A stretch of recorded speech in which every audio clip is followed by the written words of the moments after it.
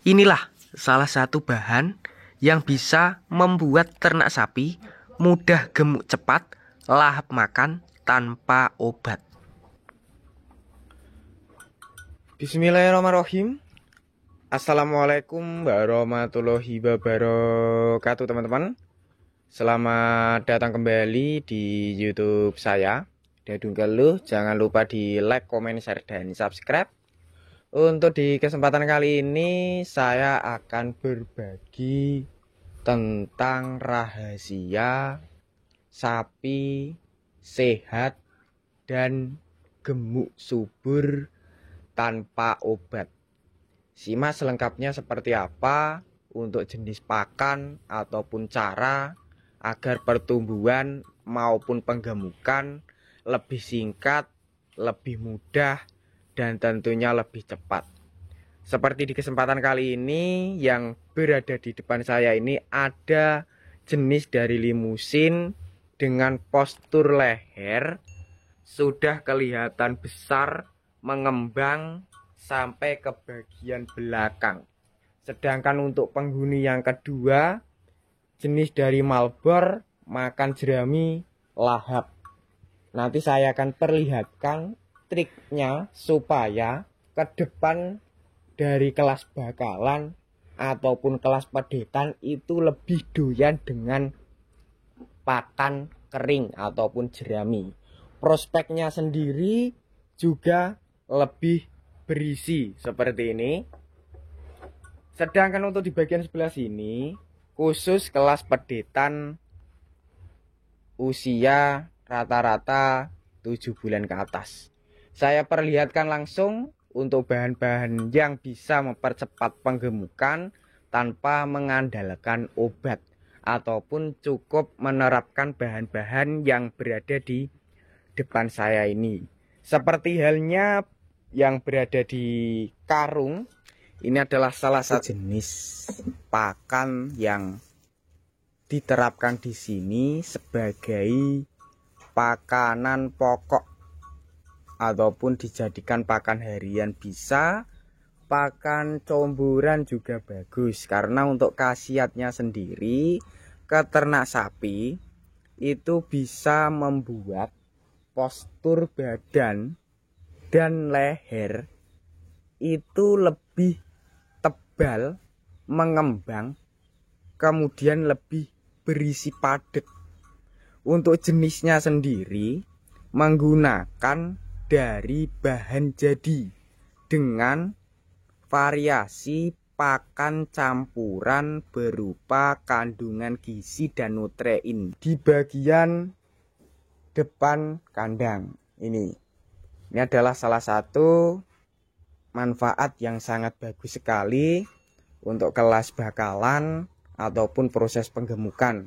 Bisa mencegah, mengobati, bahkan juga bisa mempercepat pertumbuhan. Seperti yang berada di depan saya ini dari kelas bakalan limusin dengan prospek yang mantul sekali.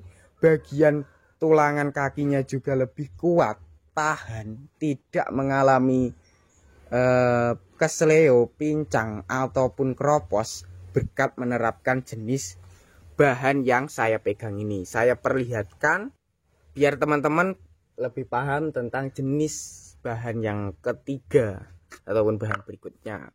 Di sini menggunakan bahan baru dengan keuntungan manfaat. Yang pertama sudah saya jelaskan, yang kedua juga, untuk yang ketiga itu bisa menjaga stamina, kesehatan tubuh sapi tetap fit, tahan penyakit, ataupun jenisnya dari mineral premix. Ini warnanya putih. Ini jenis dari vitamin modern yang bagus sekali untuk pertumbuhan ataupun kesehatan ternak sapi dari kelas pedetan, kelas bakalan, maupun kelas-kelas sapi dewasa. Dan untuk bahan yang terakhir sendiri juga di bagian depan saya ini. Ini adalah salah satu pakan pendongkrak yang biayanya lebih terjangkau, lebih efektif, lebih ampuh, khususnya buat teman-teman yang sapinya itu diberi jenis jerami, comboran maupun minuman itu tidak rakus, tidak lahap, supaya cepat rakus, mempeng, doyan, bisa menggunakan jenis dari bahan yang keempat ataupun jenisnya dari garam dapur beriodium. Harga per kemasan 1.000, sedangkan satu pak seperti ini kurang lebih sekitar 12.000, cukup terjangkau untuk kalangan peternak pemula. Sedangkan dari vitaminnya mulai harga 20.000. Konsentratnya bervariasi dari 150, 190 sampai 200 lebih. Seperti itu. Dan untuk bahan yang terakhir, karena stoknya habis, biasanya itu di pagi hari ada stok cuma sudah diberikan, saya jelaskan cara Risan memanfaatkan dari limbah kedelai ataupun ampas tahu. Fungsi dari ampas tahu itu mempunyai kandungan gizi sari-sari yang sangat bagus sekali untuk perkembangan ataupun mempercepat penggemukan juga bisa. Untuk caranya, supaya postur badan dari kelas sapi dewasa itu cepat berprospek besar, pemberian pakan kita jadwalkan. Untuk di kandang sini, 1 hari 2 kali dengan takaran itu setiap nyombor 2,5 kg. Kurang lebih 1 hari per ekor yang berada di depan saya ini 5 kilo. Sedangkan sebaliknya yang di bagian sebelah pedetan rata-rata 2,5 kg. Seperti itu.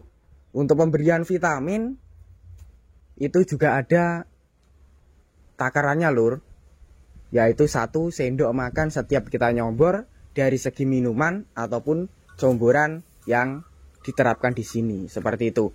Untuk langkah selanjutnya, supaya sapinya itu tetap sehat, kemudian juga pertumbuhan dari kualitas bulu juga lebih lebat, halus, kemudian terhindar dari jenis iritasi kulit ataupun supaya tidak terkena jenis dari kutu, yaitu dengan cara kita harus rutin memandikan secara berkala ataupun secara kita jadwalkan 1 minggu 2 kali menggunakan jenis sampo ataupun bahan-bahan yang bisa membasmi kutu, bisa membersihkan kotoran dan nibal. Saya perlihatkan, semoga masih ada, dari alat-alatnya sampai ke samponya. Ini teman-teman, yang di bagian wadah kecil ini adalah alat-alat untuk membersihkan bulu dari kotoran ataupun dari nibal, sikat. Kemudian ini ada alat sederhana penggaruk. Ini bisa menghaluskan bulu, bisa mengkilapkan, lebih lembut, terbuat dari gergaji bekas yang digunakan kembali, dipotong seperti ini.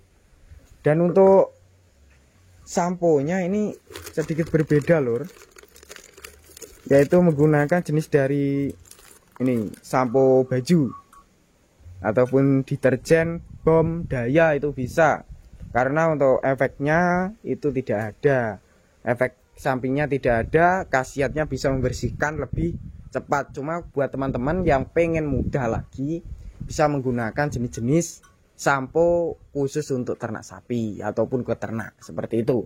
Untuk langkah berikutnya, dengan cara kita harus rutin juga membersihkan pola kandangnya. Cuma untuk di kandang sini belum waktunya dibersihkan, ataupun nanti sekitar jam 12. Untuk cara pembersihannya juga dijadwalkan lur, 1 hari 2 kali, yaitu pagi hari sampai nanti di sekitar jam 12 itu dibersihkan, supaya ternak kita tidak terhinggapi jenis lalat, nyamuk. Karena untuk jenis dari serangga yang saya sebutkan itu sangat berbahaya sekali.